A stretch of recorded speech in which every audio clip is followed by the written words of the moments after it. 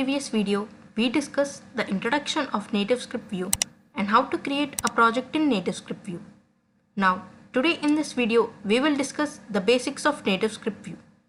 As a part of the basics, let me show you the nativescript playground. This nativescript playground is a solution that allows you to play with nativescript. In this playground, you can try things quickly and see the result quickly. Just for the practice purpose, you can use this playground. You can see the temporary folder that is already given to you.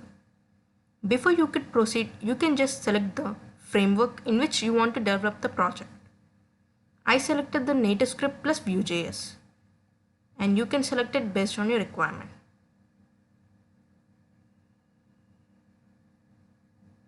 So it opened, and here you can give the name of the project, and I'm giving it as my app. And I'm mentioning it once again, this playground is only for practice purpose. You cannot develop a complete application in this playground. And today, as we are going through the basics, I'm explaining it in the nativescript playground so that you can understand it more better. Now let's visit the manual ones. Here you can find the installation part here, the layouts, components, and the dialogues. Let's review them in detail. Here you can find the layouts, and there are 6 layouts in which each layout has a different functionality. The absolute layout. You can find the text here, and you can find the sample code here on which how to use the layout in your application. You can see the labels that are mentioned inside the layout. So there are different more layouts, and we can see the stack layout. So here's the text of how stack layout works and the sample code. And you can find down the image of preview of the stack layout, in which stack layout how it works. So you can see the action bar. The action bar is placed at the top of the window. And you can see the sample code here. In the action bar, you can mention the title and logo of the application, the main content which you want to place it at the top of the window. So now there are different components in which each has a different functionality, the label, image, text view, and everything. We will discuss them in detail. So that dialog, action dialog, these are the dialogues. So you can see the sample code here, and down you can see the preview image in which it works differently in Android and iOS. You can see both of the images. Now let's go to the playground and play with the tools. Now to make your application run live on your mobile, you need to scan the QR code. You need to install the nativescript playground app to scan the QR code. You can find it in the App Store and Google Play.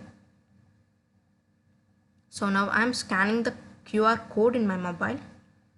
Opening the nativescript playground app. So let me show the preview. So this is the preview of the app. You can see the content here, in which what I've written in the code, the exact content is reflected on your mobile. So let me change the content once so that it will get reflected, and you can see the preview of how it works. So now I'm changing the text here. I'm changing the content, and you can see how it works live. So it changed the content here, see. So let me change the title also. I'm giving it as welcome to nativescript. So you can see the title is changed here to welcome to nativescript. Whatever changes you make in the code, that it will get reflected in your mobile. You can see the live changes here. For that, you need to have the nativescript playground app. Now let's play with the components here. You can see the different components like button, text fields, layouts, and everything, the charts. So all of them are mentioned here. To use them, you need to just drag and drop them in your application. In the playground. Okay, I placed it here now here. And I'm saving it. Now let's see how the button is displayed. So here is the button component that is being displayed. And now you can see the text I've given it as button, so it is displayed as button. And you can see at the red tab, and I've given the method name on button tab, the method I've given it. So let's go to the method once and what is written in the method. So here you can find the method on button tab, and it is written as console log and some text. So you can change the content in the method based on your requirement. I'm giving this as temporarily alert so that you will know what would happen when we'll click on the button. So I'm giving it as alert and saving it. So yes, now the alert is open. So it is just a sample code, so I'm giving it as alert. You can change it as per your requirement when you're developing the application. Now make sure that you save after every change that you make in the application so that it needs to get reflected in the mobile. So don't forget to save the changes. Now let's review the remaining components here. Let's place some other one. So I will place the text view here. So the text view component, and I'm saving it now. Let's see how it works. So you can see the text view here. The text which I've given in the application is reflected in the mobile. So try with the different text and content so that you will know the functionalities more better.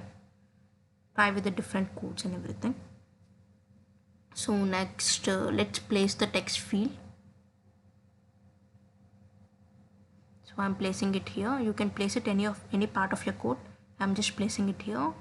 So now it's running, and you can see the text field here. Enter text. So just sample, I'm typing something. So in this way the text field works. It is used in the login pages or any registration. In those parts it will be useful. Now next let me go through the charts and everything. So you can see this here, the date picker. The date, if you want to mention it in your application, you can just use this. You can see the year, month, date and everything, the minimum date and the maximum date. So here is the live of how it works. You can see the date, month and year, 3 specifically mentioned. You can select it anything. I'm just picking some random components as examples. You can select as per your wish.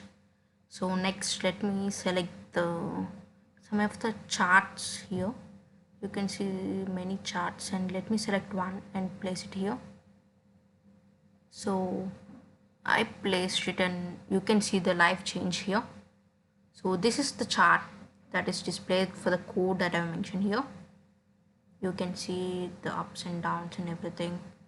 Based on the code that is given here, you can see the chart reflected. If you change the code, the layout also will change in the chart. So make sure that you can give it as per how you wish based on your application. So you can see the already mentioned layouts here. You can see the stack layout here and down the grid layout. So you can bound the code in between the layouts like this. So you can find at the top the scroll view. The scroll view is used to scroll the content in your application. As now I'm scrolling, you can see the right side. So just for the scrolling purpose, you can use it. So now let me select some of the random component, one more here, and I'm selecting the another component, tabs. So I'm placing the tabs content here, and let's see how the content is reflected on the mobile. You can see that you will see the different tabs. And so, okay, you can see the 3 tabs: home, settings and search. And each tab has a different content. You can see that down the content changes for each tab. So this content is based on how you give the text and everything. And you can see top icons even. Here the content. By modifying the content, you can change the each tab content there. So I've taken some random components and showed you the functionality. And now, so these are the components that nativescript has provided for practice purpose. Now you can just open this website and try yourself some basics of nativescript components so that you can get better on real-time coding. Don't forget to install the nativescript playground app. It is very useful. And so whatever the code that you have written, you think if it is useful, and you don't want to delete it, you can just save the complete code that you have written. Whatever the code that you have written here, you can just save using the save option. Just try to code more components, layouts, and try different plugins so that it gives you better experience when you try to code it in the real time. So thanks for watching the video. Please like, subscribe, and share the video. Any doubts, you can mention them in the comments. Thank you for watching. Thank you.